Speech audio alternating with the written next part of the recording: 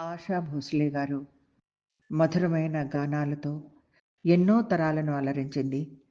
ఆమె స్వరం, ఆమె ప్రతిభ ఎప్పటికీ మనం హృదయాల్లోనే నిలిచిపోయి ఉంటుంది. భారతీయ సంగీతానికి ఆమె చేసిన సేవలు అమూల్యమైనవి. ఈరోజు చాలా దుఃఖమైన రోజు. అలాంటి మహాన్ గాయిక, మహాగాయిక ఈరోజు మనతోటి లేకపోవడం అనేది నేను నమ్మలేకపోతున్నాను.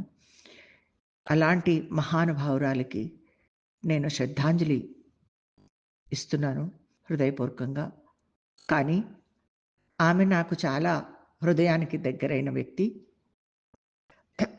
ఎందుకంటే బాలీవుడ్‌లో ఆమె సంగీతంతో, ఆమె గొంతు, ఆమె స్వరంతో నాకిచ్చినటువంటి అమోఘమైనటువంటి పాటలు 'షరాబిలో' 'దే దే ప్యార్ దే' కానీ, అలాగే 'తోఫా తోఫా' గానీ, తెలుగులో 'పాలు నీళ్ళలో' పాడిన ఆమె పాట తెలుగులో, అంటే ఆమెకి ఉన్నటువంటి ప్రతిభ ఎన్ని లాంగ్వేజెస్‌లోనైనా కూడా అద్భుతంగా సొంతం చేసుకుని పాడడం అనేది ఆమెలో ఉన్నటువంటి గుణం.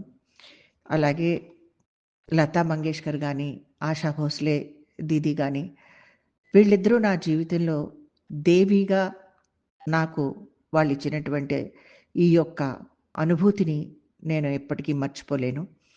ఇది నాకే కాదు, వ్యక్తిగతంగా ఇది ప్రజలకు, మ్యూజిక్ ఇండస్ట్రీలో ఉన్న ప్రతి ఒక్కరికి, ఇండస్ట్రీ వారికి చెప్పలేని లోటిది.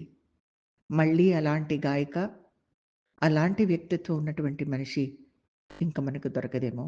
ఆమెకి హృదయపూర్వకంగా నా శ్రద్ధాంజలి అర్పిస్తున్నాను. జయప్రద.